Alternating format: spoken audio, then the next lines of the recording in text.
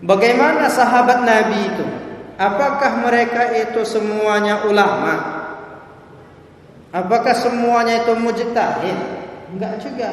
Ternyata di kalangan sahabat itu ada awamnya juga, ada yang muqallid juga. Jadi bermazhab apa dia? Bermazhab Aisyah. Ada yang bermazhab Abdullah bin Abbas. Cuma waktu itu belum mazhab namanya. Ngikut Aisyah radhiyallahu anha, ngikut Abdullah bin Abbas, ngikut Abdullah bin Umar. Itulah cikal bakal mazhab itu. Setelah Nabi wafat, orang kehilangan figur. Siapa nih? Oh, ternyata orang-orang terdekat Nabi itu alim. Seperti Abdullah bin Abbas itu didoakan Nabi, Allahumma faqihhu fid din wa 'allimhu ta'wil. Ya Allah, pahamkan Abdullah bin Abbas ini tentang agama, berikan dia kemampuan untuk menafsirkan, menakwilkan, memahami agama ini. Makanya orang bertanya kepada, termasuk nanti keutamaan Sayyidah Aisyah. Dia punya keutamaan kecerdasan istri Nabi itu, maka banyak orang bertanya kepada Aisyah. Rupanya kadang-kadang jawaban Sayyidah Aisyah enggak sama dengan jawaban Abdullah bin Abbas. Lahir mazhab baru. Ini mazhab Aisyah, ini mazhab Abdullah bin Abbas. Itu dari sejak zaman sahabat itu sudah ada mazhab.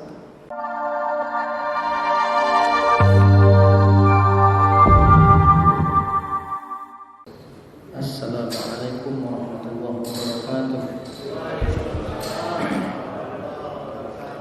Alhamdulillahilladzi nahmaduhu wa nasta'inuhu wa nastaghfiruh wa na'udzu billahi min syururi anfusina wa min sayyiati a'malina man yahdihillahu fala mudilla lahu wa man yudlil falan tajida lahu waliyyan mursyida.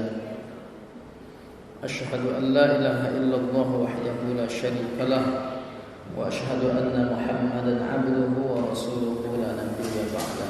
Bapak-bapak, ibu-ibu, kaum muslimin muslimat jamaah Masjid Al-Husna yang dimuliakan Allah Subhanahu wa taala. Bersyukur kita mengucapkan alhamdulillahirabbil alamin. Dengan izin Allah, malam ini kita bertemu dalam majelis ilmu. Mudah-mudahan majelis ilmu ini majelis yang diberkahi Allah taala. Amin ya rabbal alamin. Allahumma salli wa sallim wa barik alaih. Assalamu alayka ayyuhan nabiyyu wa rahmatullah. Jamaah yang dimuliakan Allah Ta'ala, sebelum saya menyampaikan kajian, saya tanya dulu, apakah judul ini pernah kita bahas? Sudah. Berarti ganti judul. Iya kan? Karena tidak mungkin diulang-ulang kan? Boleh jadi diulang-ulang, tapi karena judul dari bahas, kita cari judul lain.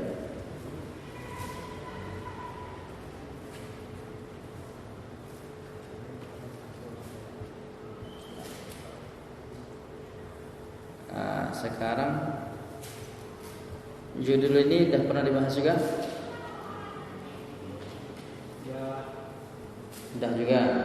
Oke. Memang maunya yang berat-berat nampaknya.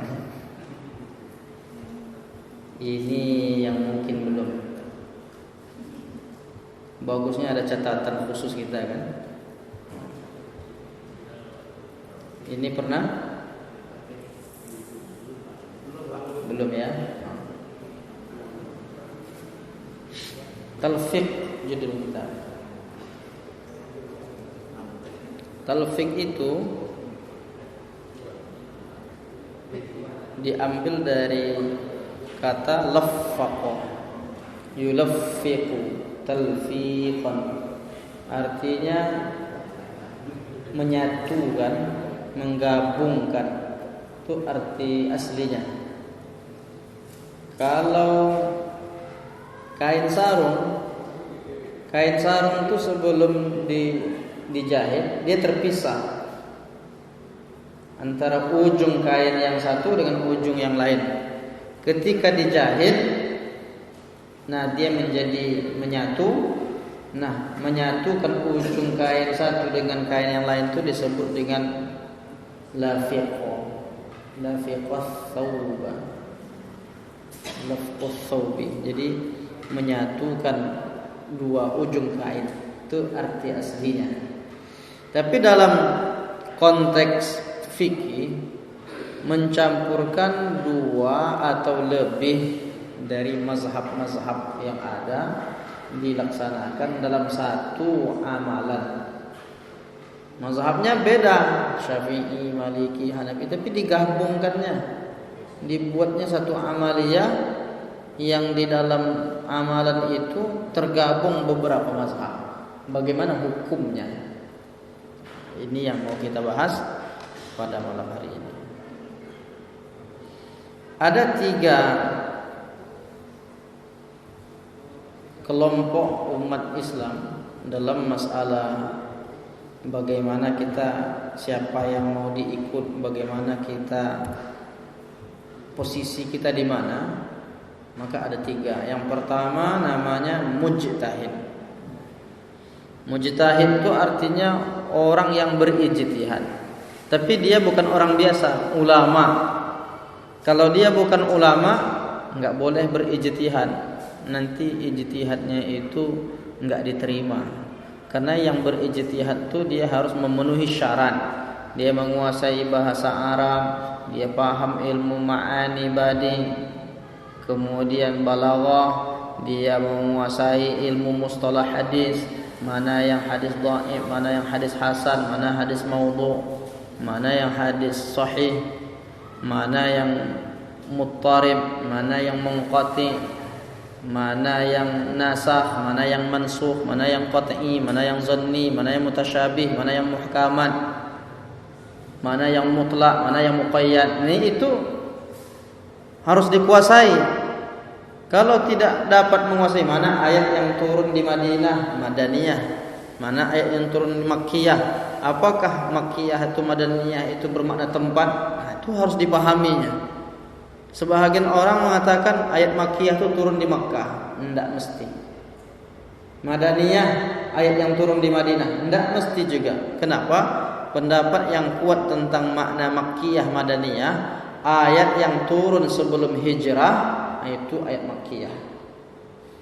Ayat yang turun setelah hijrah itu ayat Madaniyah, walaupun turunnya di Makkah. Ayat Madaniyah juga seperti misalnya surah Al-Maidah ya. Al-yawma akmaltu lakum dinakum wa atmamtu alaikum ni'mati wa raditu lakumul Islam Madinah.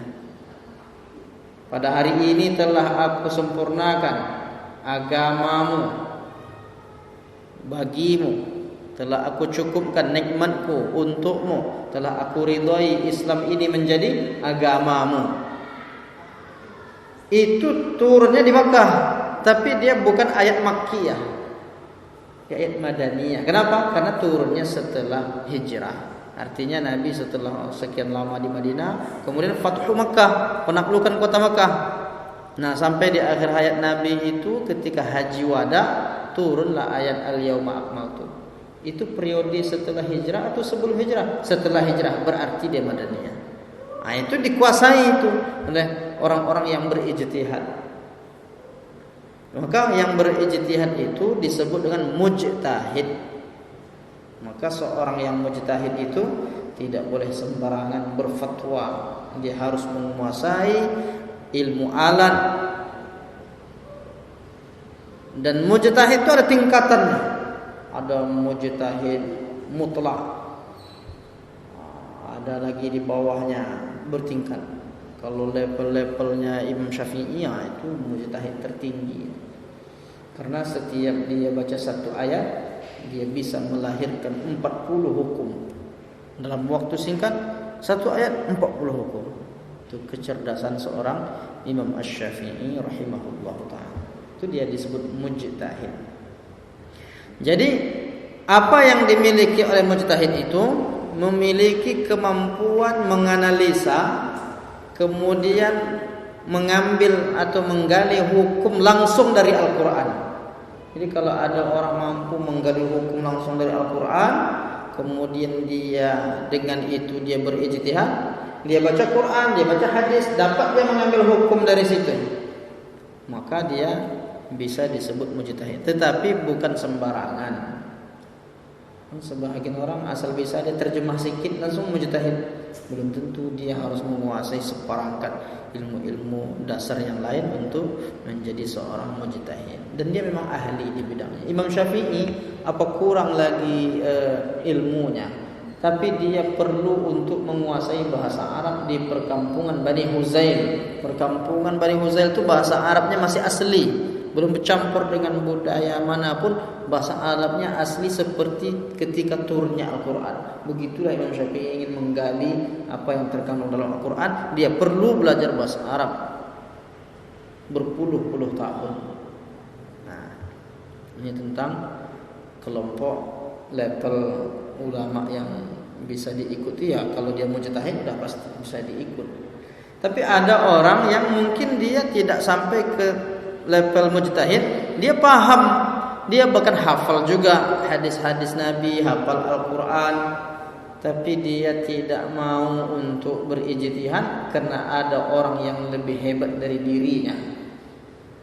Itulah yang disebut dengan muttabi. Dia sebetulnya ulama juga, cuma dia rendah hati. Levelnya seperti misalnya Imam Ibnu Katsir. Imam Ibnu Katsir itu ulama besar. Apa kurang tafsirnya, tafsirul Quran azim yang kita kenal. Tafsir Ibnu Katsir itu tafsirul Quranil azim. Dia punya kitab sejarah Al-Bidayah wan Nihayah. Banyak kitab-kitabnya. Dan dia bisa berijtihad karena dia paham Al-Quran dan hadis. Tapi apa kata dia? Saya bermazhab Syafi'i. Imam Asyuti juga mengatakan itu, saya mau bermazhab Syafi'i. Rendah hati. Dia mampu membuat mazhab sendiri, mazhab Imam Suyuti bisa ya. Tapi dia enggak mau karena ada orang yang dinilainya lebih, makanya dia yakini orang yang mujtahid itulah yang diikutinya. Nah, itu muttabi. Ada lagi level yang di bawahnya muqallid. Muqallid ini orang yang bertaklid kepada ulama itu. Dia percaya kepada ulama itu, diikutinya. Walaupun dia enggak hafal hadis, walaupun dia enggak hafal ayat-ayat Quran itu, tapi dia percaya kepada ulama yang dia belajar kepadanya, maka orang yang seperti ini disebut dengan muqallid. Kalau melihat kelompok ini kita masuk ke mana nih? Kalau masuk mujtahid panjang lagi nampak. Muttabi mungkin ada, mungkin belum gitu kan? Karena dia harus hafal. Bisa dia mengerti tapi dia rendah hati, tak mau menghormati pendahulunya ulama-ulama besar. Nah, ini yang disebut kelompok umat Islam di dalam masalah pemahaman terhadap ilmu keislaman. Nah, bagaimana hukumnya seorang awam itu bertaklid?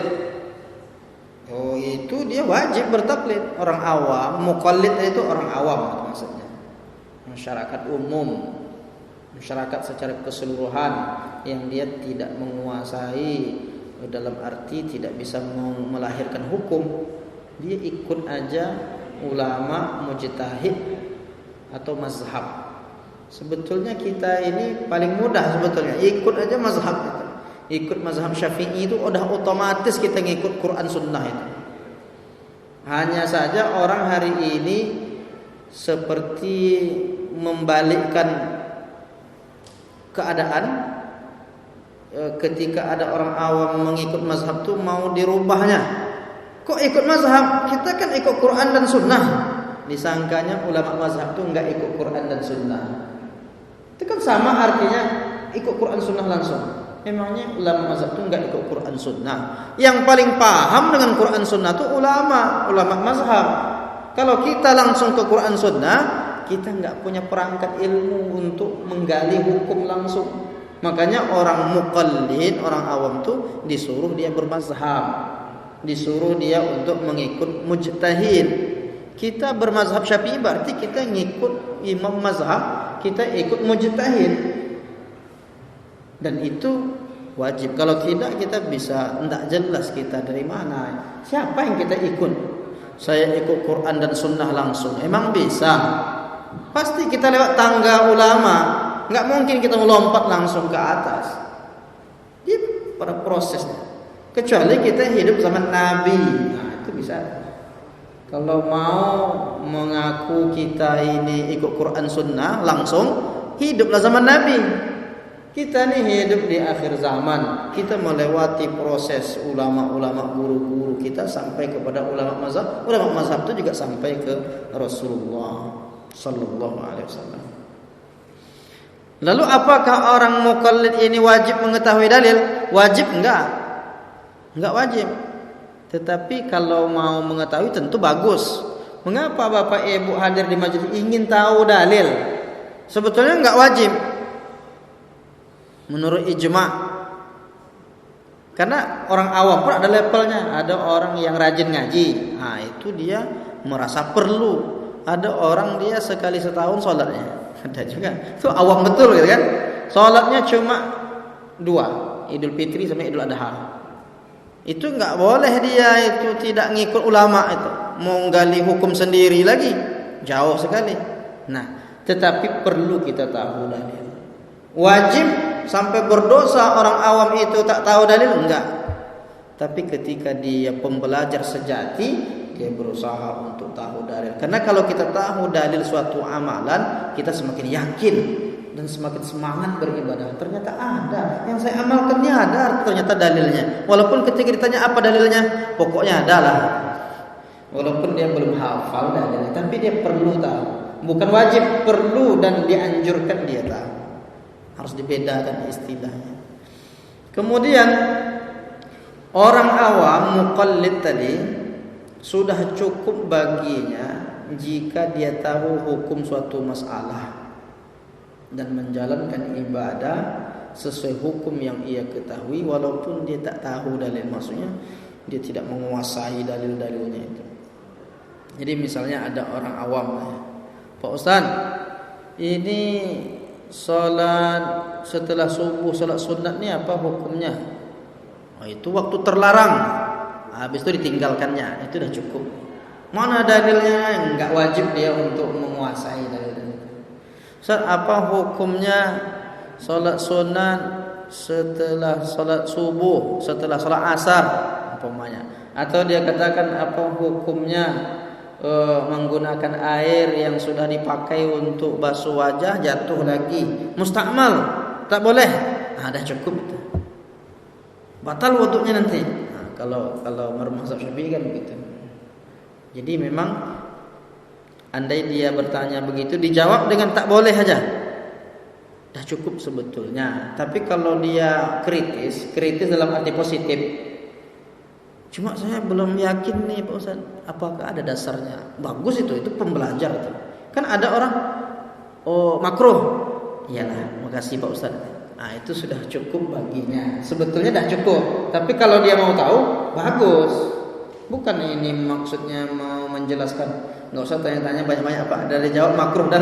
Bukan begitu maksudnya. Ini ya, ada orang yang pembelajar. Kalau jamaah al-husna yang hadir ini pembelajar semua.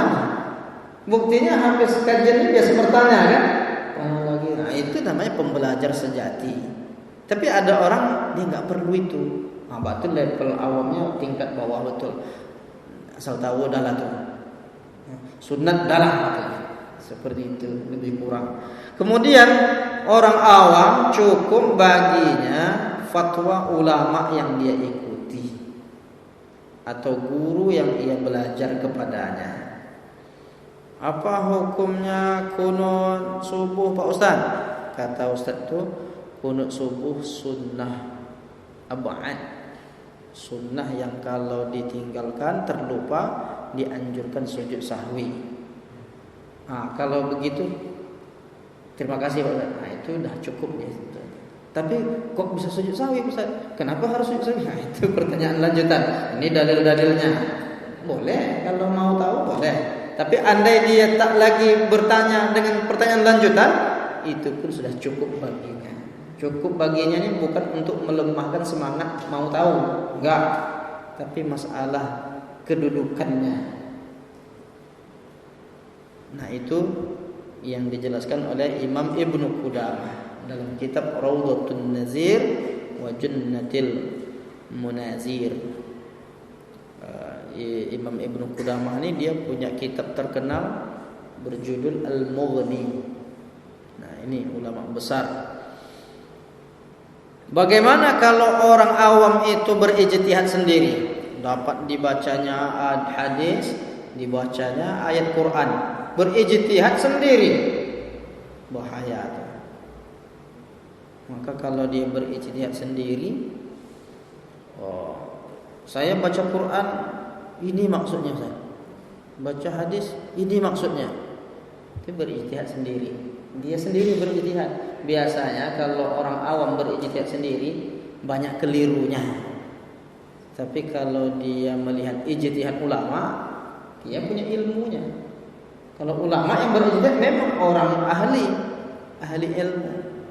Tapi kalau kita baca terjemahan langsung ijtihad, biasanya keliru. Bagaimana mungkin kita bisa berijtihad kalau kita baca terjemah tuh? Enggak mungkin sebetulnya. Thalathata quru, 3 quru. Itu terjemahannya. Qurunya apa ini? Enggak tahu kita 3 quru. Baru kita tahu kalau kita lihat tafsir. Nah, dalam tafsir itu dijelaskan nanti, oh ternyata ada mazhab Hanafi, ada mazhab Syafi'i, ada yang menyebut 3 kali suci, ada yang menyebut 3 kali haid. Itu tidak bisa kita simpulkan sendiri tanpa melihat ijtihad ulama. Banyak ayat-ayat itu akan terjadi pemahaman yang keliru andai kita tidak merujuk pada pemahaman para ulama. Kemudian, apakah harus konsisten dengan satu mazhab? Kita ini kan biasa kan mengakunya mazhab Syafi'i. Apakah harus mazhab Syafi'i terus? Apa tak boleh ikut mazhab Hanafi? Nah, di sini dijelaskan 3 poin oleh Syekh Wahbah Az-Zuhaili dalam kitab Al-Fiqhul Islami wa Adillatuhu. Kata dia, ulama dulu itu mengatakan umat ini wajib bermazhab satu saja, enggak boleh pindah-pindah. Sekali Syafi'i tetap Syafi'i. Sekali simpati tak mau pindah ke kartu lain. Begitu. Itu ulama dulu, seperti termasuk muridnya Imam Asy-Syafi'i, Imam Al-Muzani. Kata Imam Al-Muzani, orang bermazhab itu wajib satu mazhab. Kalau tidak nanti tumpang tindih, rusak agama. Itu ulama dulu. Sebetulnya tujuannya untuk menjaga supaya ilmu itu betul-betul terukur. Ada data-datanya yang valid, dasar-dasarnya yang kuat, lengkap. Karena kalau mazhab itu sudah terukur semua, mulai dari bab taharahnya, ini mazhab Syafi'inya begini nih, enggak keluar dari situ, udah valid. Tapi ada ulama belakangan membolehkan dengan catatan. Jadi yang banyak itu justru membolehkan dan membebaskan umat ini untuk memilih mazhab mana saja yang dia suka dan boleh berpindah-pindah. Kok bisa? Ya, gurunya banyak. Suatu ketika dia selama ini Syafi'i, pergi dia kuliah di Arab Saudi, nah berubah jadi Hambali. Kalau ngotot Syafi'i dia nggak bisa, karena dia gurunya di sana mengajarkan jadi Hambali dia. Boleh saja, tergantung dia belajar kemana. Cuma masalahnya kalau dia udah Hambali itu balik dia ke kampung, disalah-salahkannya orang. Masalahnya. Kalau nggak nyalahkan ya nggak apa-apa. Saya sekarang udah berubah mazhab Pak Ustaz. Apa mazhabmu sekarang? Saya mazhab Hambali. Ketika di Indonesia dulu saya mazhab Syafi'i, nggak pernah meninggalkan qunut subuh. Tapi setelah saya kuliah di Makkah, nggak pernah orang qunut subuh. Sekarang saya pindah ke mazhab Hambali. Silahkan, tapi jangan balik ke kampung dibid'ah-bid'ahkan orang yang qunut subuh. Nah, itu yang perlu diperhatikan. Kadang-kadang semangat betul pula menyalahkan mazhab yang lain itu. Padahal semua punya dasar-dasar yang kuat. Dan ada lagi yang ketiga, yang ada perinciannya. Jika seseorang dalam masalah sholat dia ngikut mazhab Syafi'i, maka dia konsisten dengan Syafi'i untuk sholat. Tapi boleh dia mengambil pendapat lain di luar bab sholat. Jadi kalau sekali sholat tuh Syafi'i aja, jangan dicampur-campur. Seperti Syekh Ali Jum'ah, ulama mufti Mesir, dia bermazhab Syafi'i murni. Tapi ketika bab zakat dia bermazhab Hanafi. Yang mana itu? Zakat fitrah, zakatul fitri. Kalau kita sekarang ini banyak orang zakat pakai uang. Sebetulnya mazhab Syafi'i enggak boleh. Dalam mazhab Syafi'i itu zakat harus makanan pokok yang kita makan sehari-hari. Kalau beras, berarti beras itu yang dizakatkan. Tapi kata Syekh Ali Jum'ah, saya bermazhab Syafi'i. Cuma dalam zakat fitrah ini saya enggak ikut mazhab Syafi'i. Kenapa? Karena lebih relevan untuk zaman ini diuangkan. Jadi berzakat fitrah dengan uang. Kenapa? Orang yang mau lebaran tuh dia butuh beli pakaian untuk anak-anaknya. Orang fakir miskin yang berhak menerima zakat tuh, kalau beras saja yang dikasih sama dia, bertumpuk-tumpuk beras itu, dia butuh uang. Nanti dijualnya beras itu, ketika dijualnya diuangkan, jatuh harganya.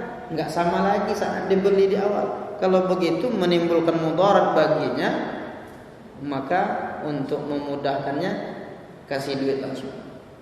Bagi yang mau diuangkan, berarti saat itu dia bermazhab Hanafi.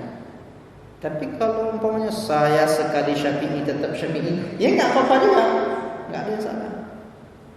Nah, ini contoh bahwa kita beberapa hal kita bisa juga bermazhab lain. Termasuklah beli jual beli. Kalau jual beli dalam mazhab Syafi'i harus ada akad. Saya beli air mineral ini seharga, ini produk Perancis namanya, seharga 8.000, saya bayar tunai. Kata yang jual, saya jual. Itu akad. Enggak perlu. Kalau ada saksi itu nikah. Kalau nikah kan. Nah, itu. Nah, jadi akadnya itu aja. Saya jual, saya beli. Makanya orang tua-tua dulu jual ya, boleh, ya kan? Itu akad itu sebetulnya. Syafi'i betul itu. Tapi sekarang tak banyak lagi yang seperti itu. Tapi mazhab Hanafi akad bil qalbi, di hati, yang penting paham. Masuk ke swalayan ada pula harga situ. Harga 15.000. Kasih dia 5.000, ambil barang. Silent, tak ada suara. Sah jual belinya dalam mazhab Hanafi. Nampaknya kita dah banyak mazhab Hanafi masalah jual beli. Karena dah jarang juga kita lihat orang pakai akad jual belinya kan. Lama prosesnya. Saya boleh. Orang dah banyak nunggu kan. Nah, akhirnya pakai mazhab Hanafi. Beberapa kasus kita memang tidak lagi bermazhab Syafi'i. Nah, ini pendapat yang lebih terperinci. Begitu dijelaskan oleh Syekh Wahbah Az-Zuhaili.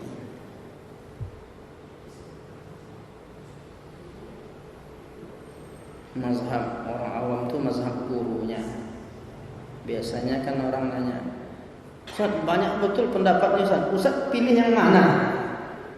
Nanti Ustaz jawab, saya mengamalkan ini. Nah, saya ikut itu, berarti dia mazhab gurunya. Jadi mazhab muqallid itu mazhab gurunya. Kalau guru mazhab Syafi'i, dia mazhab Syafi'i pula. Ada yang uniknya, saya tak bermazhab. Ini yang biasa kan. Jadi kalau selama ini gimana? Baca Qur'annya pakai mazhab yang mana? Baca Qur'annya dari dulu ya ini seperti ini. Itu mazhab Asim namanya. Ini qiraat Warash. Kalau orang mazhab Maliki ada lagi mazhab bacaan Qur'annya. Imam Warash, "Au ma malakat aymanuhum." Kalau kita yang Asim ini, "Au ma malakat aymanuhum." Ada yang ghairil maut, misalnya siratal, ada ihdinas siratal mustaqim. Itu betul. pakai zai dia. Ada yang baca ihdinas siratal mustaqim, ada yang ziratal ladzina an'amta 'alaihim. Tak pernah kita buat gitu kan? Itu mazhab. Bacaan Quran pun ada mazhabnya. Jadi kalau ada orang mengaku tak bermazhab, sesungguhnya dia sedang bermazhab. Mazhab apa? Mazhab tak bermazhab. Makanya disebut oleh Syekh Ramadan Al-Buti dalam kitabnya Al-Mazhabiyah. Kelompok tidak bermazhab. Ada kelompok anti mazhab. Nah, itu sempat dulu semacam ada adu pemikiran dengan Syekh Nasiruddin Al-Albani. Bagaimana sahabat Nabi itu? Apakah mereka itu semuanya ulama? Apakah semuanya itu mujtahid?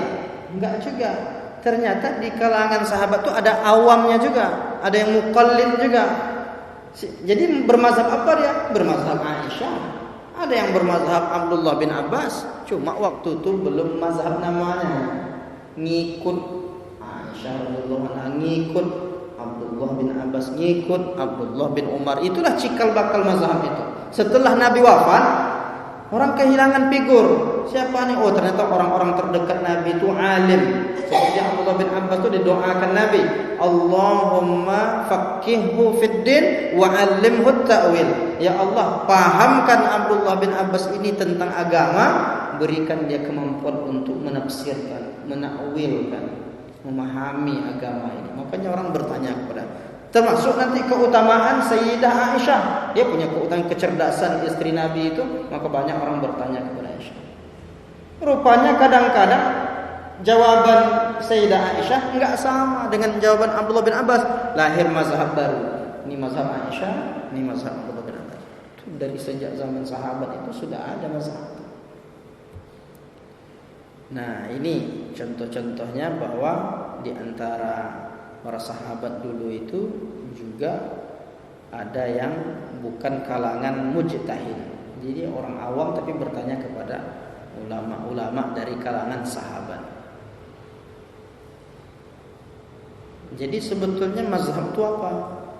Ya, mazhab itu kalau dalam definisinya metodologi yang dibangun para ulama untuk mengambil kesimpulan hukum baik dari Al-Quran maupun Sunnah Rasulullah. Jadi metodologi dibangun misalnya dari ada ijma' qiyas, ada konteksnya, umpamanya ada masalihul mursalah, ada uruf, saduz zari'ah, syar'un man qablana, ada istilahnya yang dipakai itu amalu ahli Madinah, banyak.